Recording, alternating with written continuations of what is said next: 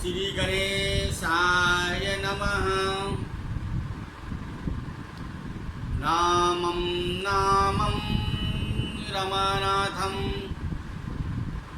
भवानी सहितं भ्रमं सरस्वतीं गणाधीशं मातरं पितरं गुरुं लक्ष्मीं तनोति निर्तरामिर्तरानपि गच्छम् अहंगेनियं निगम साखिशिखा प्रवालं हैरम्बयम्बरूडम्बरचाौजनिगनं विघ्नादिभेद सतधारधुरं धरं नः।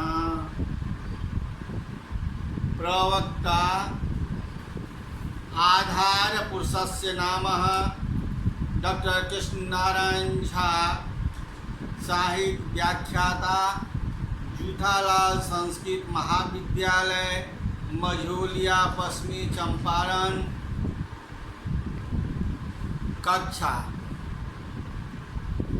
यानी वर्ग शास्त्री प्रतिष्ठा द्वितीय खंड। प्रतिष्ठा तृतीय पद। इतने दिनों से मैंने शास्त्री प्रतिष्ठा तृतीय खंड की अनिवार्य प्रथम पत्र के बारे में जानकारी दिए थे।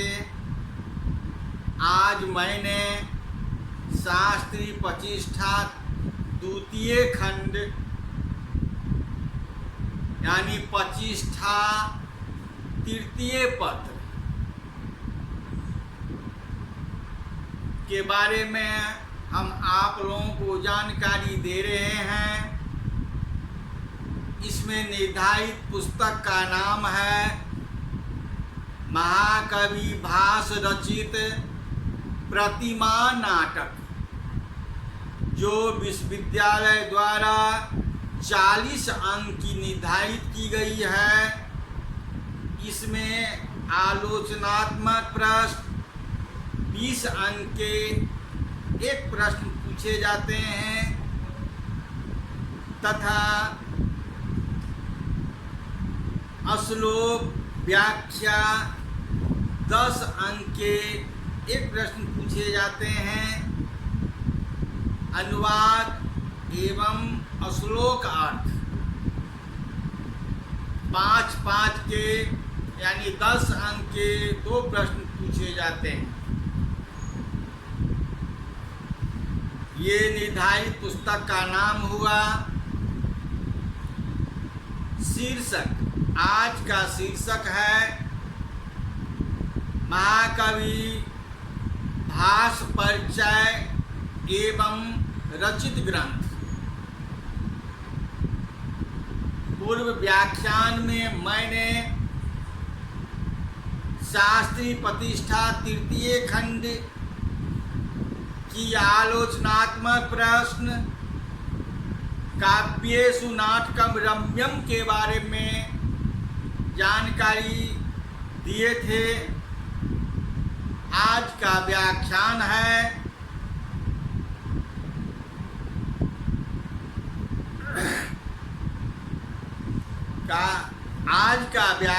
है भास परिचय एवं रचित ग्रंथ।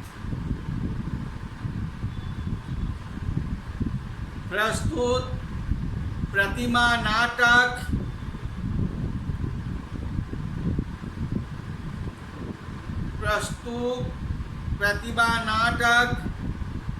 मलयालम लिपि में 13 नाटकों का उद्धार स्वर्गीय महामहोपाध्याय गणपति शास्त्री ने किया है। इनमें यह एक महत्वपूर्ण नाटक है। इनका नाम तृतीय अंक के प्रतिमागिरी की घटना के आधार पर रखा गया है। प्राचीन काल में राजाओं के देवकुल स्थान होते थे जिसमें मृत्यु के बाद राजाओं की पत्थर की मूर्तियां स्थापित की जाती थी। इक्ष्वाकु वंश का भी ऐसा ही देवकुल था जिसमें मृत नरेशों की मूर्तियां यानी मृत पीढ़ी दर पीढ़ी उच्च राजाओं की मूर्तियां स्थापित की गई थी। दशरथ का पुत्र भरत ननिहाल से लौटते समय देवकुल में स्थापित दशरथ की प्रतिमा को देखकर ही भरत ने उनकी मृत्यु का अनुमान अपने आप कर लिया था। इसी कारण से इस नाटक का नाम प्रतिमा नाटक पड़ा। और चित्त विचार चर्चा विमर्श में भी कहा गया है कि नामना कर्मानुसारेण ज्ञायते गुण दोषयो। औचित विचार विमर्श में कहा भी गया है नामना कर्मानुसारेण ज्ञायते गुण दोषयो। महाकवि भास ने नाटक की प्रमुख घटनाओं के आधार पर ही इस नाटक का नामकरण किया है। इस नाटक का नाम मूल पुस्तक की संभावनाओं को अभिव्यक्त करता है। किसी भी नाटक के प्रकृत अर्थानुकूल नाम चुनने में नाट्यकार की कला एवं क्षमता लक्षित होती है। प्रस्तुत अर्थ के अनुरूपक महाकवि भास रूपक नाम के सुनते ही सहृदयों के हृदय में विकसित हो जाते हैं। महाकवि भास संस्कृत साहित्य के प्रसिद्ध नाट्यकार थे। उनके जीवन काल का अधिक पता नहीं है। इनके रचित नाटकों की चित्रण से पता चलता है कि उत्तर भारत या मध्य प्रदेश का रहा होगा। स्वप्नवास दत्ता उनके द्वारा लिखित सबसे रचित नाटक है, जिसमें एक राजा के अपने रानी के प्रति अविरहनीय प्रेम और पुनर्मिलन की कहानी है। इससे पहले भास का नाम संस्कृत नाटककार के रूप में विस्मित हो गया था। संस्कृत के नाटक साहित्य में महाकवि भास की बड़ी प्रसिद्धि है। साधारण नाटकारों की बात तो अलग रहे, स्वयं कालिदास की लेखनी ने भी भास का लोहा मान लिया है। कालिदास के समय में भास की नाटक अत्यंत लोकप्रिय थे।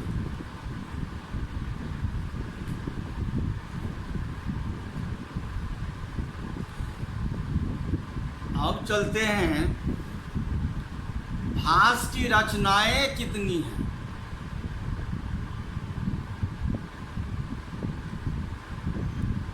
महाकवि भास की रचनाएं 13 नाटक उपलब्ध हुए हैं। इन नाटकों में भास की मौलिकता एवं अनूठी कल्पना शक्ति एवं अद्भुत नाट्यकला कुशलता का परिचय मिलता है। इन नाटकों को सर्वप्रथम हम दो तरह से वर्गीकृत कर सकते हैं। पहला वर्गीकरण नाटकीय संविधान की दृष्टि से और दूसरा इतिवृत्त के मूल स्रोत को दृष्टि में रखकर किया जा सकता है। उपलब्ध इन 13 रूपों में तो 8 पूरे नाटक एवं 5 एकांकी है। प्रतिमा नाटक स्वप्नवास दत्तम, प्रतिज्ञा एवं गंधनारायण, बालचलित, पंचरात, अभिषेक, अभिमानक और दारिद्र चारुदत्त नाटक है। इनका मध्यम व्यायोग, दूतवाक, दूत घटोत्कच, कर्णभार और पुरुभंग एकांकी है।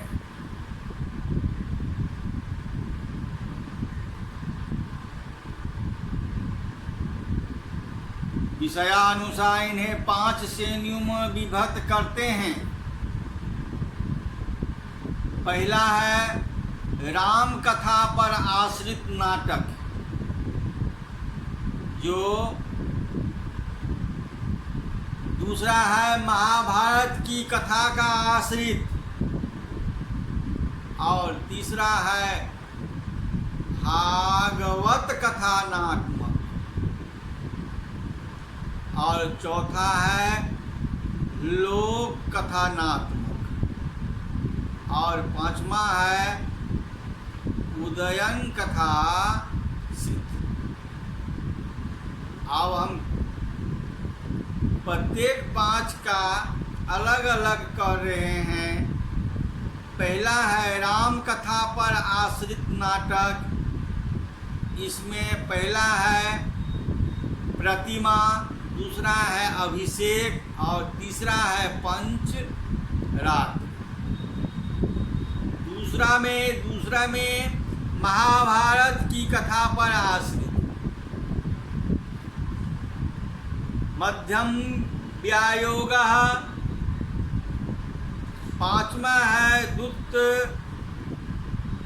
घटोत्कच और छठा है कर्णभार। अब तीसरा में देखिए, भागवत कथात्मक में दूतवाक, पुरुभंग और बालचलित। पांचवा है लोक कथात्मक,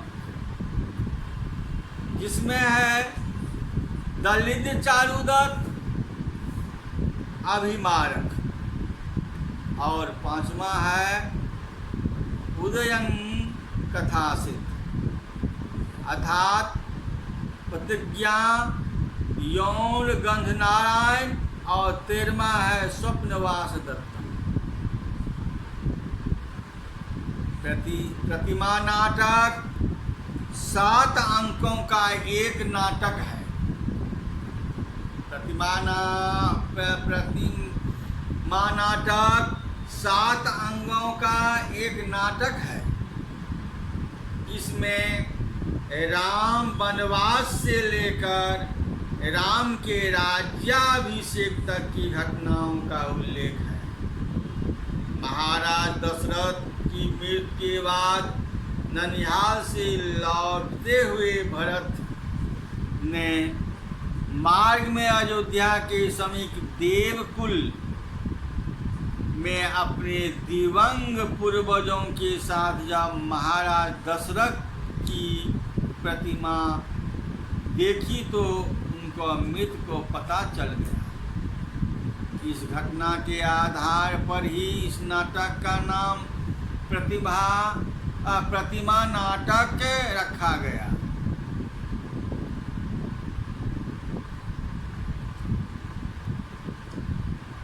दूसरा है अभिषेक नाटक।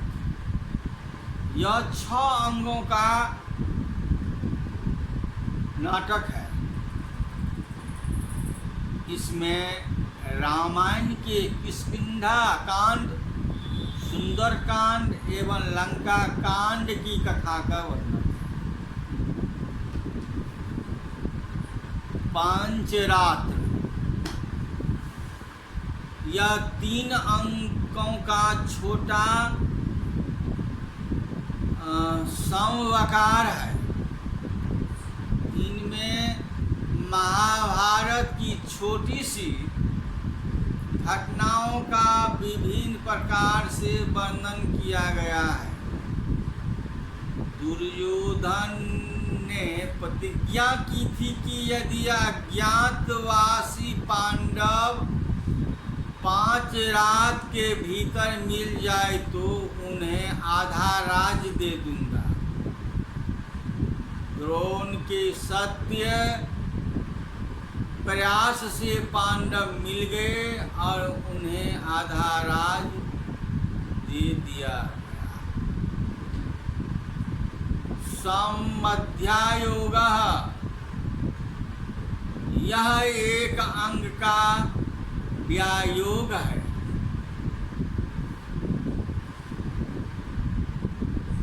इसकी कथा महाभारत से ली गई है। भीम ने एक भयंकर राक्षस से ब्राह्मण पुत्र की रक्षा किस तरह की, उसी का वर्णन है। दूत घटोत्कच यह एक एकांकिक है। यह भी महाभारत की कथा पर आश्रित है। श्री कृष्ण ने घटोत्कच को दूत बनाकर दुर्योधन की निकट भेजा है। कुरुभंग यह एक एकांकी नाटक है। यह भी महाभारत की कथा पर आश्रित है। श्री कृष्ण ने घटोत्कच को दूत बनाकर दुर्योधन की निकट भेजा है। कुरुभंग यह भी एकांकिक है। इसमें भीम और दुर्योधन के गदा युद्ध का वर्णन है। इसमें दुर्योधन की करुण मृत्यु का प्रसंग उल्लिखित है। कर्णभार इस एकांकिक में कर्ण ने ब्राह्मण भेषधारी इंद्र की अपना कवच कुंडल दान में दिया है। दूतवाक्य यह एक एकांकी व्यायोग है। श्री कृष्ण ने पांडव की ओर से कौरवों के पास संधि संदेश दिया है कि और उन्हें वहाँ से विफल लौटना पड़ा है। अब है बाल चरित्र। 7 अंकों का यह नाटक है। इसमें श्री कृष्ण के जन्म से लेकर कंस वध तक ही कथा वर्णित है। अविमारक यह 6 अंगों का एक नाटक है। इसमें राजकुमारी कुंती तथा राजकुमार अविमारक की प्रणय गाथा का वर्णन है। दलित चारुदत्त इस प्रकरण में धनहीन किंतु चलित निष्ठ ब्राह्मण कुमार चारुदत्त एवं वारवर्णिता बसंत सेना का आदर्श प्रेम वर्णित है। प्रतिज्ञा योग गंधनारायण यह 6 अंकों का नाटक है। इसमें मंत्री योगंध नारायण की कुशलता के कारण उदयन एवं वासदत्ता के रहस्यमय विवाह का वर्णन है।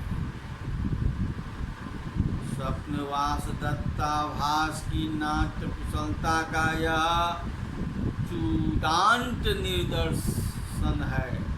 7 अंकों की यह रोमांचित कथा से भरपूर है।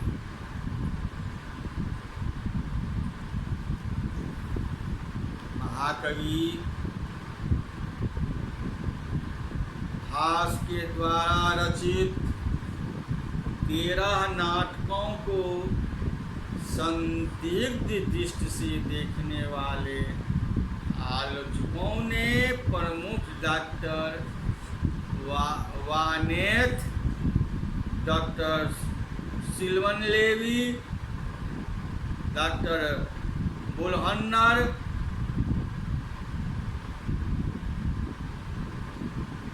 ऊपर लिखित 13 नाटकों को भास के नाटक चक के रूप में मानने वाले विद्वानों में हैं।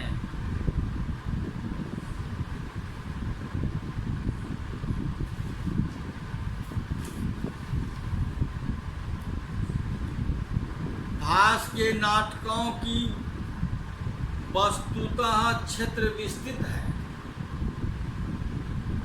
अतः उनके नाटकों की विविधता एवं मौलिकता उनकी नाट्य कुशलता का परिचायक है। इनके प्राय सभी नाटक अभिनय है। भास के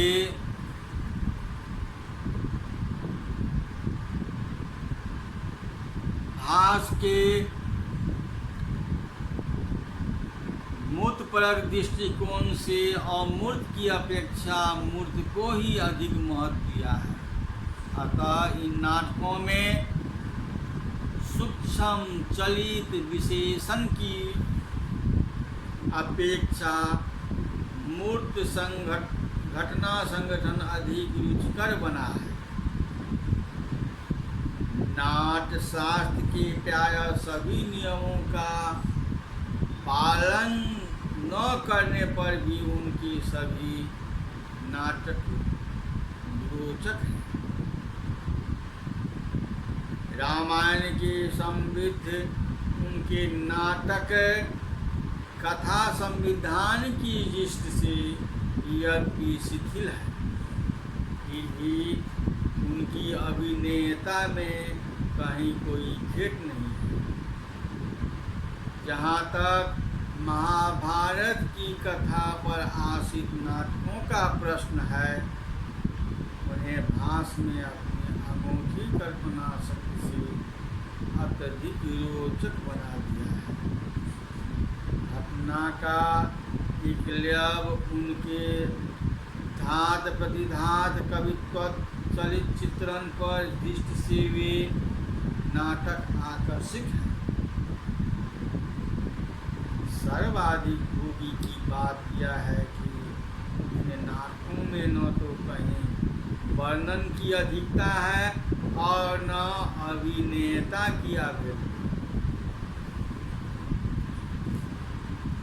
भास के चरित्र चित्रण में भी निपुण है।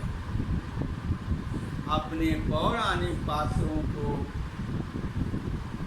उनके वास्तविकता, मनोवैज्ञानिकता और धार्मिकता के साथ चित्रित कर उनके सर्वथा नवीन बना दिया है। उनके प्यारा सभी नाटक संघर्ष का इंद्र प्रधान है। इन संघर्ष दोनों प्रकार का ही घटना व्यापार संबंधी तथा पात्रों की मानसिक स्थिति संबंधी इन्होंने पौराणिक सभ्यता पर अपनी कल्पना का रंग चढ़ाकर इतिहास पुराण के रूखे चित्रों को काव्यमय बना दिया है। किंतु उस कल्पना के पौराणिक तथ्यों की कहीं खंडित नहीं होने दिया है। यह भास की मौलिक विशेषता है। इनके नाटकों का घटनाक्रम संघर्षपूर्ण है, अतः इनके आदर्श पात्रों का चरित्र भी अंतर्युक्त है। इनके नायक के कवित्व में अनासक्तिमय प्रत्यक्ष कर्णवाद की मंजूल झांकी प्रस्तुत है। निष्काम भाव से जीवन के कठोर कर्म क्षेत्र में यह अवतीर्ण होता है। इनकी सभी पात्र प्रायः प्रकार मात्र न होकर सजीव व्यक्ति हैं। इनका व्यक्तित्व इतना स्पष्ट एवं ऐसा सुलभ है कि उसे हम भूल नहीं सकते। पदों का आश्रय लेकर अपने पात्रों में संवाद कराने का आभास का अपना ढंग अनूठा है। किसी पद को दो भागों में विभक्त उन्हें विभिन्न पात्रों के मुख से कथन के रूप में उपस्थित करवाना भास की अपनी विशेषता है। सीधे उत्तर प्रयुत्तर तथा चूकते हुए संवादों को के नाट्य प्रयोग में भास अकेले हैं। महाकवि भास के नाटकों में कविना एवं नाटकीयता का संयोग संस्कृत नाटकों की एक विचित्र घटना कही जा सकती है। समांतर संस्कृत नाटकों का लक्षित चरित्र के अंतर्द्वंद की अपेक्षा रसानुभूति कराना होता है। संस्कृत नाटकों में अपने हास्योन्मुख काल में तो इस भविष्य के नीचे दबकर प्राय अपना अस्तित्व ही खो दिया है। किंतु भास के प्राय सभी नाटकों की नाट्यिकता की कविता का संतुलन आकर्षक है। भास कभी नाटक में कहीं घटना चक्रों को गतिशील बना रहा है तो कहीं नाटकीय कौतूहल को संजीव कराता है। दृश्यों का स्वाभाविक विनियोग, संवादों की सरल भाषा और पदों की प्रसंगानुकूल भावात्मक नाटकों की भावुकता में सीधे हाथ बताती है। मानवीय तथा बाह्य प्रकृति के चित्रण में भी भास अपने ढंग से अकेले कवि हैं। अगले व्याख्यान में मैं इस नाटक की क्या विशेषता है, ये कितने अंक के हैं, इस सब की जानकारी मैं अगले व्याख्यान में करूँगा। इति समाप्तम संपूर्णम।